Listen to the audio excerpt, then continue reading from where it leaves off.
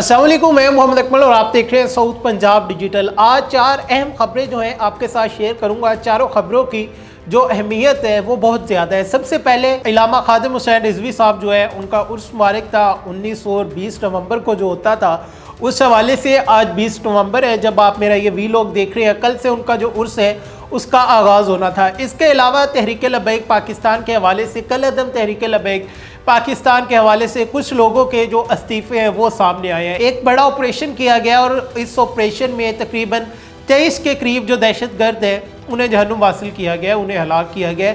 इसके साथ साथ मकबूजा कश्मीर में जो मुजालिम डाए जा रहे थे, जो मासूम शहरियों को निशाना बनाया जा रहा था, उनमें एक दफ़ा फिर इजाफा देखने को मिल रहा है। सबसे पहले हम बात करते हैं मकबूजा कश्मीर के बारे में कि दिल्ली ब्लास्ट के बाद मकबूजा कश्मीर में होने वाले जो मुजालिम हैं वो एक दफ़ा फिर से उनमें बहुत ज़्यादा हमें तेज़ी देखने में आती है और उनकी तादाद दिन ब दिन बढ़ती जा रही है।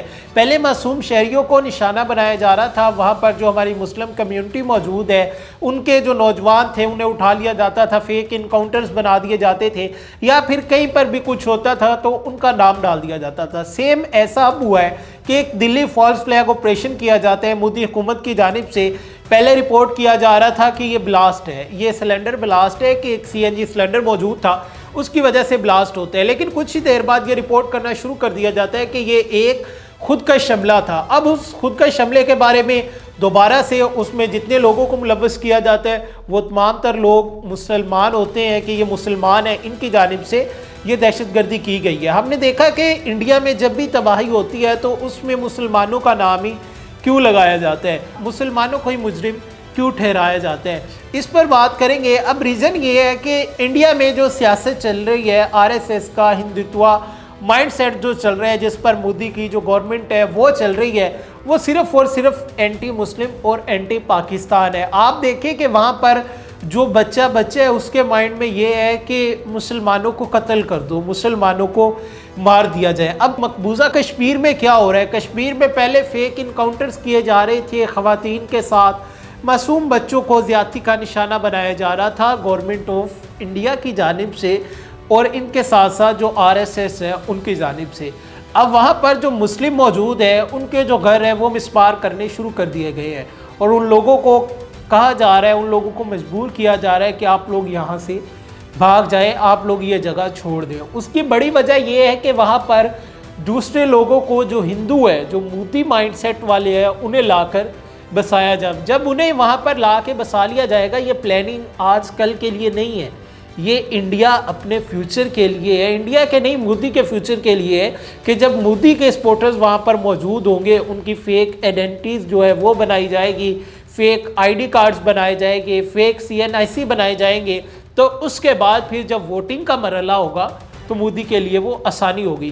तो इस पे इंटरनेशनल मीडिया भी रिपोर्ट कर रहे हैं कि तकरीबन हज़ारों की तादाद में जो लोगों के घर मौजूद है, गुज़िश्ता कई सालों में उन्हें मिसमार किया गया है, उन्हें तोड़ा गया है, और अब सैकड़ों की तादाद में अगर मैं इस मंथ की बात करूं तो जो मुस्लिम वहाँ पर मौजूद है उनके घरों को तोड़ा गया है, मिसमार किया गया है। अब एक फॉल्स फ्लैग ऑपरेशन बना के पाकिस्तान पर इल्ज़ाम लगाया जाता है, लेकिन इस दफ़ा मोदी सोच रहे हैं कि जिस तरह से ऑपरेशन सिंदूर में पाकिस्तान ने मात दी है तो अब पाकिस्तान के ऊपर कोई भी इल्ज़ाम लगाने से डर रहे हैं। तो अब उन्होंने शुरू कर दिया है कि हमारा नैरेटिव जो बिकता है वो तो एंटी मुस्लिम बिकता है, एंटी पाकिस्तान बिकता है। तो मकबूजा कश्मीर में जो लोग मौजूद हैं अब उन्होंने उन्हें निशाना बनाना शुरू कर दिया है।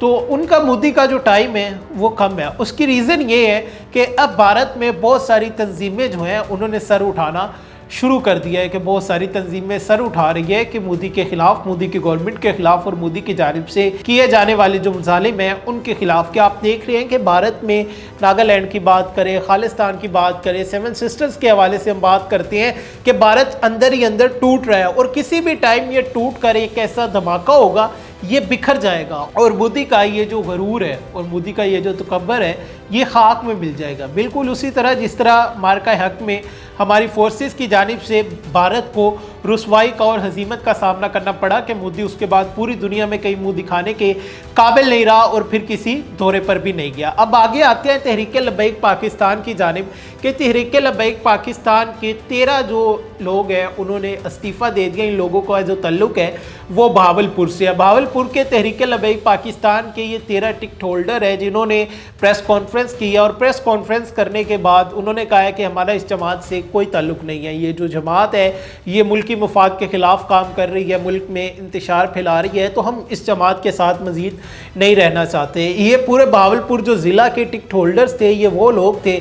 अब क्या वजह बनी है ये इस्तीफ़ा क्यों दे रहे हैं? आपने देखा कि जो मुरीद के में होता है उसके बाद हमने भी कुछ इंटरव्यूज़ किए कि बहुत सारे लोग जो है वो इस जमात से बिला ताल्लुकी का इजहार कर रहे हैं कि हम इस जमात के साथ मज़ीद नहीं चलेंगे। अब लोगों का ये कहना है कि इतने जुल्म हुए वहाँ पर, जैसा कि बताया जा रहा है कि पहले ये कहा गया कि इतने जुल्म हुए, रोड ब्लॉक किए गए, ये किया गया, तो फिर हमारे जो अमीर थे वही गायब हो गए। अगर हमारे अमीर गायब हो गए तो फिर हम क्या करेंगे कि वो तो हमें छोड़कर भाग गए। जो मंशूर था इस्लाम के लिए आए थे, गज़ा के लिए आए थे, जहाँ पर भी मुसलमानों पर जुल्म होगा उसके लिए आए थे, लेकिन जब पर्सनल मफादात आ जाए तो फिर हम लोग क्या करेंगे। उन लोगों के बयान थे जो मैंने आपके साथ शेयर किए हैं, जिस बुनियाद पर उन लोगों ने इस्तीफ़ा दिया है कि अब हमारी जो जमात है, हमारी जमात का जो मंशूर था, ये लोग डी ट्रैक हो चुके हैं, तो अब मज़ीद हम इनके साथ नहीं रहना चाहते। उन लोगों का ये कहना था। आगे चलते हैं।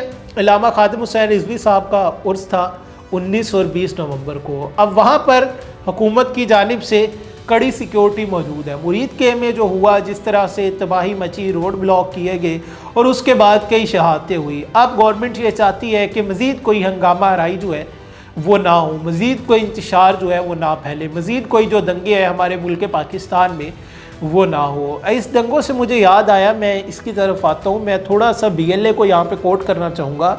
अब देखें कि जो BLA है वो BLA क्यों बनी, क्योंकि वो बलूचिस्तान की तरक्की के लिए काम करती है। इसलिए वहाँ पर जो तरक्की के प्रोजेक्ट चल रहे होते हैं वो वहाँ पर धमाके करते हैं, उन प्रोजेक्ट को बंद करवा देते हैं। जो इंजीनियर्स वहाँ पर आए होते हैं उन इंजीनियर्स को पकड़कर कत्ल कर दिया जाता है, क्योंकि वो बलूचिस्तान की तरक्की के लिए काम कर रहे हैं। इसके साथ साथ अब वहाँ पर जो मशीनरी इस्तेमाल की जाती है बलूचिस्तान की तरक्की के लिए, तो ब्लास्ट करके उस मशीनरी को तबाह बर्बाद कर दिया जाता है, उसको खाक में मिला दिया जाता है, क्योंकि BLA वाले बलूचिस्तान की तरक्की के लिए काम कर रहे हैं। और जो लोग दूसरे शहरों से वहाँ पर काम के लिए जाते हैं कि वहाँ पर अगर वो काम करेंगे, रेवेन्यू बनेगा, तो उसका डायरेक्टली इनडायरेक्टली जो प्रॉफिट होगा, जो उसका फ़ायदा होगा, बेनिफिट होगा, वो बलूचिस्तान को पहुँचेगा।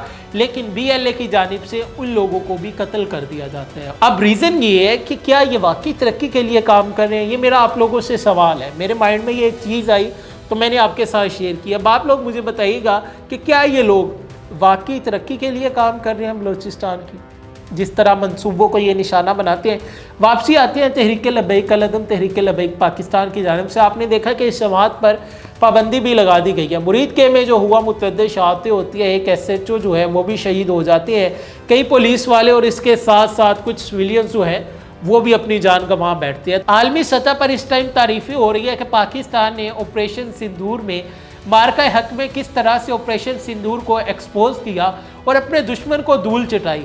पूरी दुनिया जो है हाफिज़ आसिम मुनीर साहब और इसके साथ साथ prime minister of Pakistan Shahbaz Sharif साहब की तारीफ़ें कर रही है। दूसरी तरफ अगर हमारे मुल्क पाकिस्तान में इस तरह के हादसात होंगे, इस तरह इंतशार फैलेगा, तो हमारी पूरी दुनिया में फिर रुसवाई होगी। पूरी दुनिया जो है वो हम पर हंसना शुरू कर देगी कि इन्होंने अपने बॉर्डर पार तो दुश्मन को मुंह तोड़ जवाब दे दिया, लेकिन अपने मुल्क में इनसे कंट्रोल ही नहीं हो रहा। तो अब हमारी फोर्सेस की जानिब से, हमारी गवर्नमेंट की जानिब से ये क्लियर पॉलिसी बनाई गई है कि कहीं पर भी कोई भी इंतशार फैलाने की कोशिश करेगा तो उसको फिर कैफरे किरदार तक पहुंचाया जाएगा कि अब अमन में खलल डालने वालों को बख्शा नहीं जाएगा। इसी हवाले से एक बड़ा ऑपरेशन किया जाता है KPK खैबर पख्तूनख्वा का इलाका है कुरब। वहाँ पर 19 नवंबर को इंटेलिजेंस बेस्ड एक मुसद्दका इतला जो है वो सिक्योरिटी फोर्सेस को मिलती है। सिक्योरिटी फोर्सेस के तर्जमान के मुताबिक जब ये इतला मिलती है तो वहाँ पर जाके ऑपरेशन का आगाज़ किया जाता है। जब वहाँ पर उनका ठिकाना दहशतगर्दों का जो था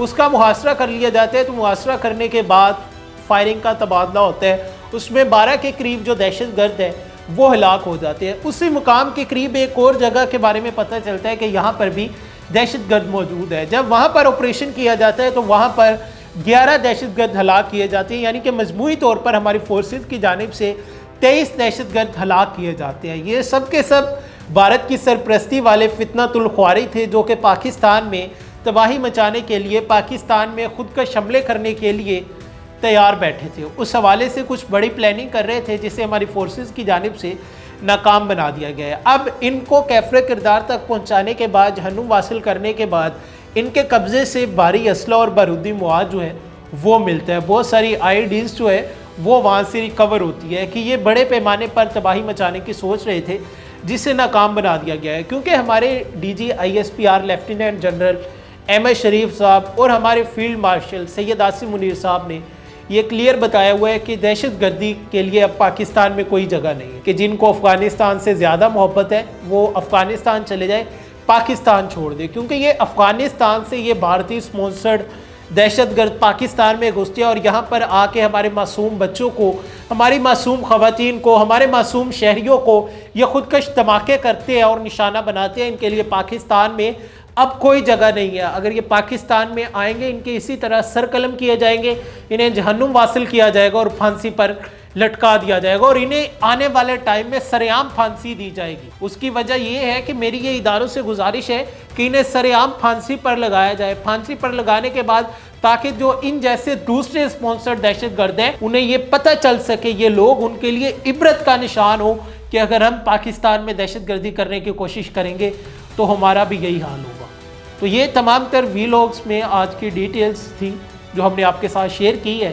कमेंट सेक्शन में पाकिस्तान जिंदाबाद लाजमी लिखिएगा, क्योंकि हम सब ने पाकिस्तान को सपोर्ट करना है। हमारी पहचान पाकिस्तान है। अगर पाकिस्तान नहीं होगा तो हम सब की कोई पहचान नहीं होगी। तो अपनी पहचान को नुकसान ना बनाए, किसी का आला कार ना बने, किसी की बातों में आकर अपने मुल्क पर, अपने रियासती इदारों पर उल्टा सीधा मत बोला करें। अगर आपको कोई कहता है कि आपके रियासती इदारे या फिर आपका मुल्क जो है वो ये कर रहा है, तो आप उन्हें कहें कि बिल्कुल आप ठीक कह रहे हो, लेकिन हमारे साथ प्रूफ के साथ बात करें कि हाँ ये लोग अगर ये कर रहे हैं तो उसका ये सबूत है। अगर यह कोई सबूत नहीं देती है तो फिर उसको वही जवाब दे जो मार्का हक में हमने इंडिया को जवाब दिया था। फिर वही थप्पड़ उस बंदे के मुँह पर मारे जो हमारे आर्मी चीफ ने, हमारे फील्ड मार्शल सैयद आसिम मुनीर साहब ने मई में इंडिया के मुंह पर मारा था, मई में भारत के मुंह पर मारा था। और फिर उस थप्पड़ का जो शोर था वो पूरी दुनिया में सुनाई दिया था, क्योंकि हमारे lieutenant general DG ISPR MS शरीफ साहब ने ये कहा था कि जब हम हमला करेंगे